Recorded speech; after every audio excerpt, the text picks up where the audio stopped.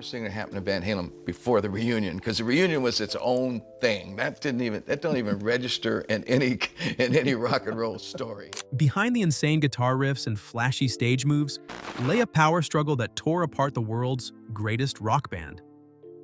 David Lee Roth and Eddie Van Halen were more than just teammates. They were polar opposites, a quiet musical genius and an ambitious showman. Sammy Hagar, the successor to the lead vocals, has officially broken his silence to expose the true face of this toxic relationship. The secrets of control, jealousy, and addiction behind the scenes will completely change how you view these legends. The rise of Van Halen in the mid-70s was not merely the emergence of a rock band, it was a fateful intersection between superior musical technique and wild performance instinct. At the center of that storm were Eddie Van Halen and David Lee Roth, two opposing pieces that formed a perfect whole while remaining full of seeds of conflict.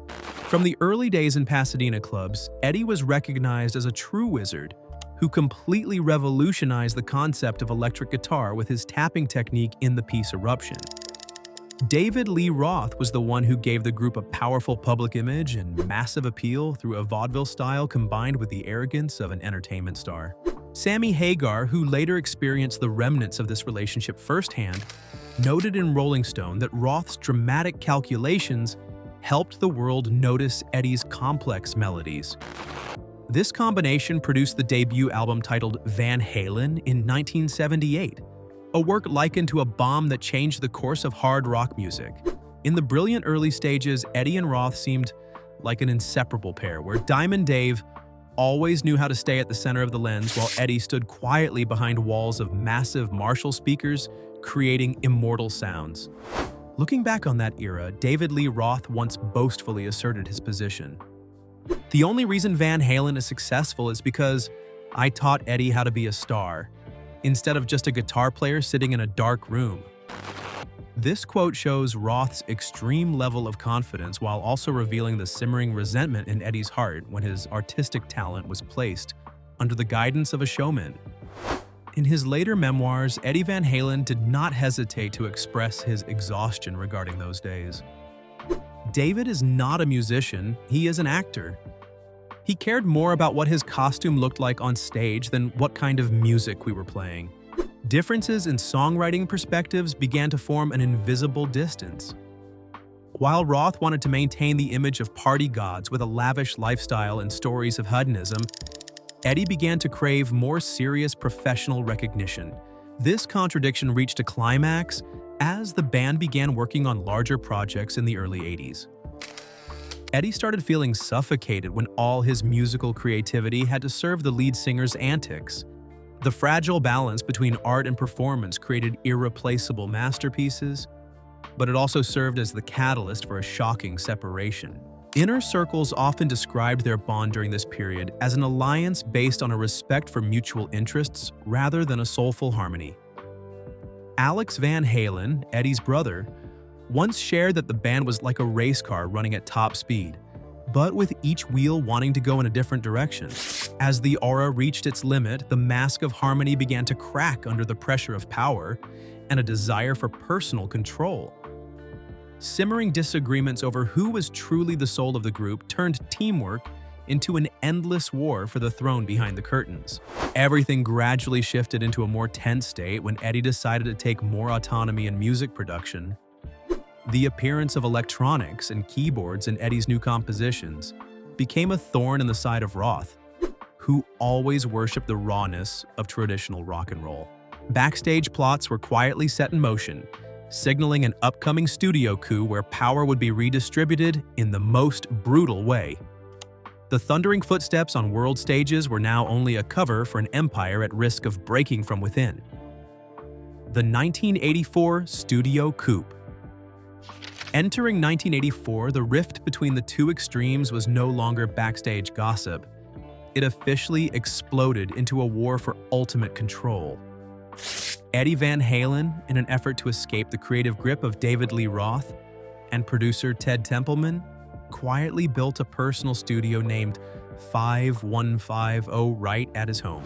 This was an act of proclamation, a quiet coup that allowed Eddie the freedom to experiment with new musical materials without needing anyone's approval.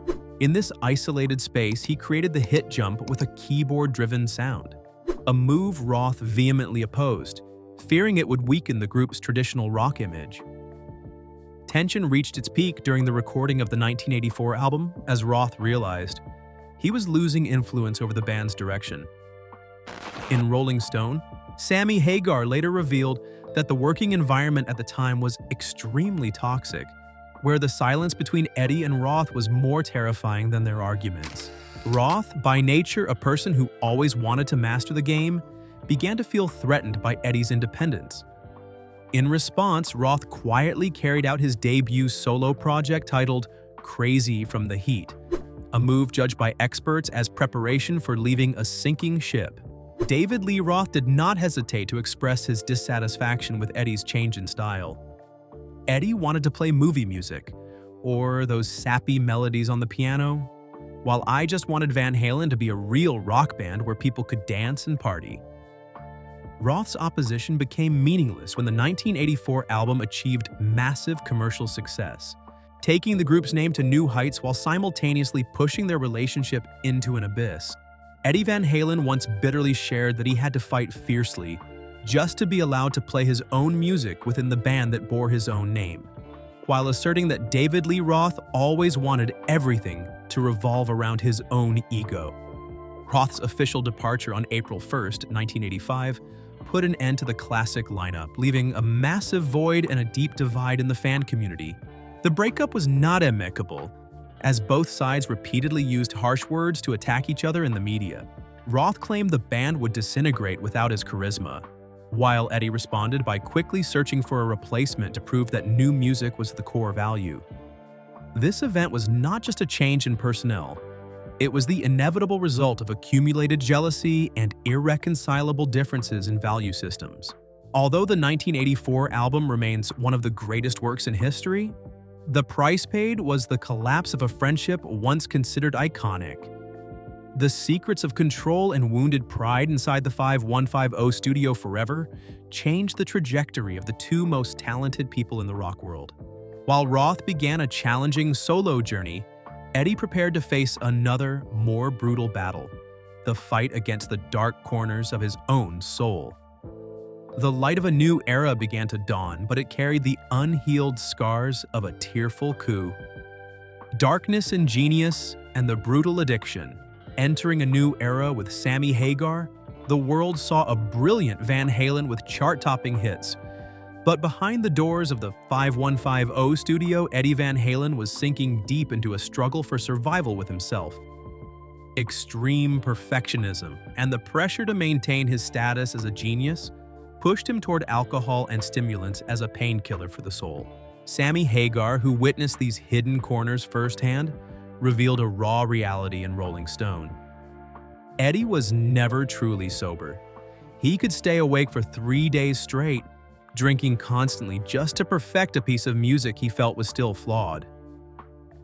Dependence on alcohol turned Eddie from a gentle artist into an unpredictable and sometimes aggressive man. Addictions not only devastated his health but also distorted his personality, creating unbridgeable gaps with the other band members. The climax of the tragedy occurred during the 2004 reunion tour, an event that should have been a celebration, but instead became a horrific memory.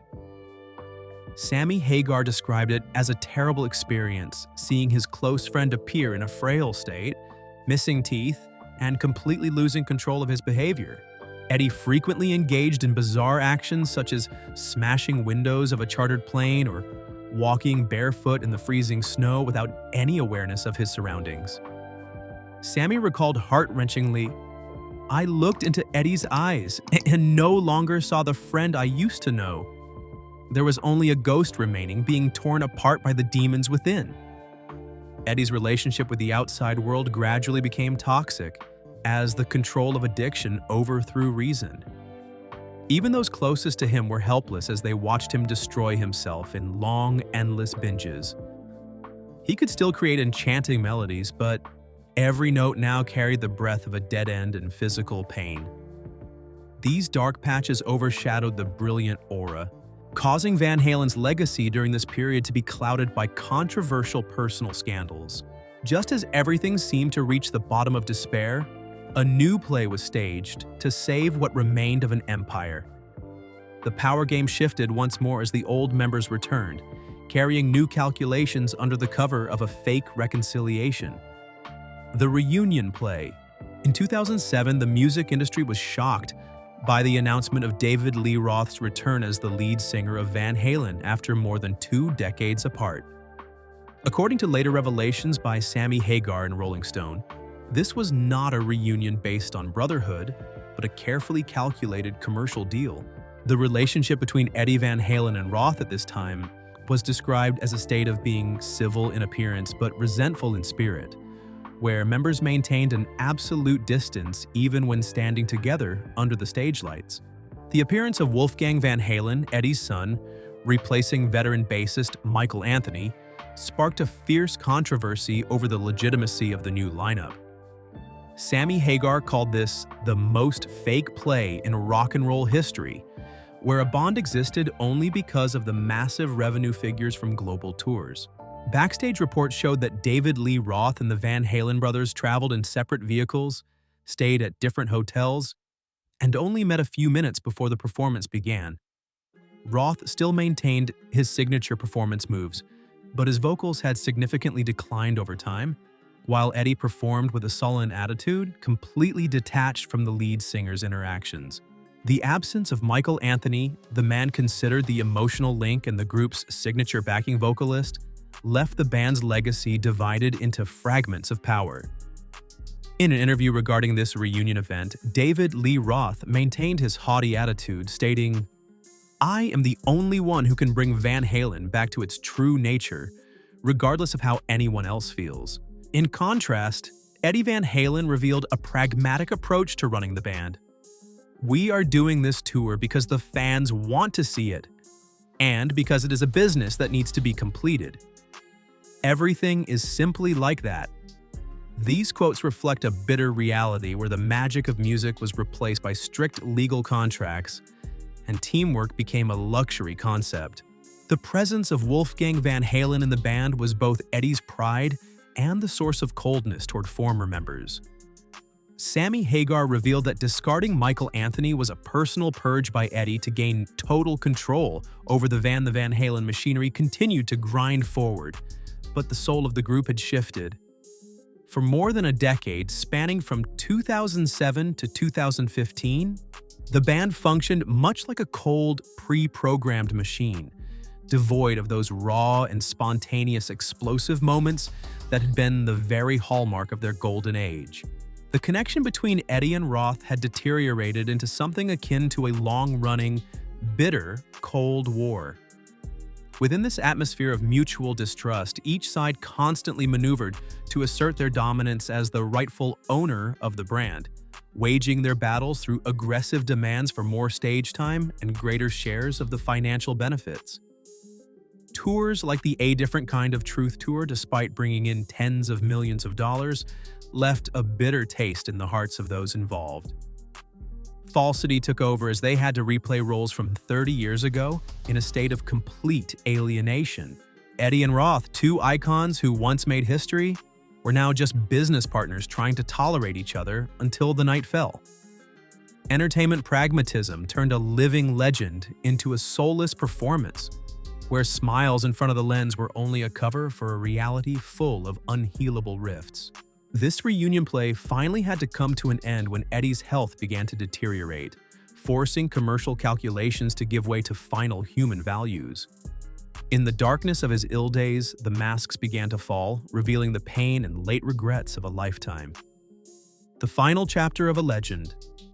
The final days of Eddie Van Halen before his passing on October 6, 2020, were a journey full of pain but also deeply human, one that Sammy Hagar strove to understand and connect with. After more than a decade of silence and resentment, Sammy decided to take the initiative to send a message of reconciliation, hoping to erase the stigma associated with David Lee Roth and the power conflicts of the past. According to revelations in Rolling Stone, Sammy asserted that In his final moments, Eddie let go of some of the bitterness and absolute need for control that once dominated his life. The stillness of illness forced this genius to face the finitude of time and the true value of familiar relationships. David Lee Roth, though a companion in the band's final chapters on stage, still maintained a certain emotional distance from Eddie until the passing was announced. Sammy Hagar noted that the greatest tragedy of this relationship was that neither Eddie nor Roth could ever sincerely sit down together to acknowledge their mutual dependence in creating an empire. Roth maintained his arrogant Diamond Dave image in public, while Eddie took physical and mental pain to the grave without a formal apology or explanation to his former teammates.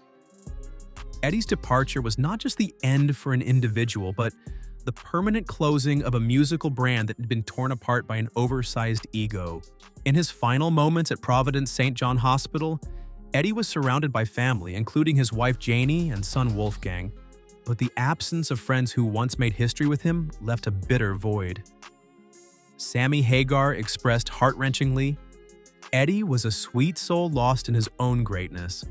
He never truly found peace while standing at the top, because it was too lonely there and full of people wanting to exploit him."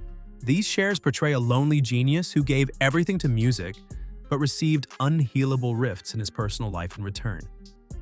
His legacy, though brilliant with millions of albums sold, still carries the breath of late regrets. Eddie's passing triggered a global wave of tributes, but for those on the inside, it was a time when the rawest truths began to be exposed. David Lee Roth only issued a brief message on social media. "What a long, strange trip it's been." A statement that felt more social than a deep expression of emotion. This further reinforces Sammy's observation that the bond between them had actually died decades ago. Disputes over copyright and names now become meaningless in the face of the eternal silence of the main driver. The doors of the 5150 studio have closed, taking with them the secrets of creativity and pains that were never fully understood. The glow has faded, but the sounds echoing from Eddie's guitar will forever be a testament to a genius who burned himself out in the darkness of loneliness. The most brilliant era of hard rock music has officially closed, leaving a divided legacy that still has the power to touch the hearts of every generation of fans. Van Halen's journey concludes in the silence of those left behind and the eternal resonance of music that shaped an entire generation. The light has gone out, but the lessons on the price of fame and the loneliness of genius will remain forever, as a reminder of the finitude of human life. If you find these raw backstage stories interesting, please press like and share the video to spread authentic musical values. Don't forget to press subscribe to the channel and turn on notifications so you don't miss the next journeys exploring legends with us. Thank you for watching and see you in the upcoming content.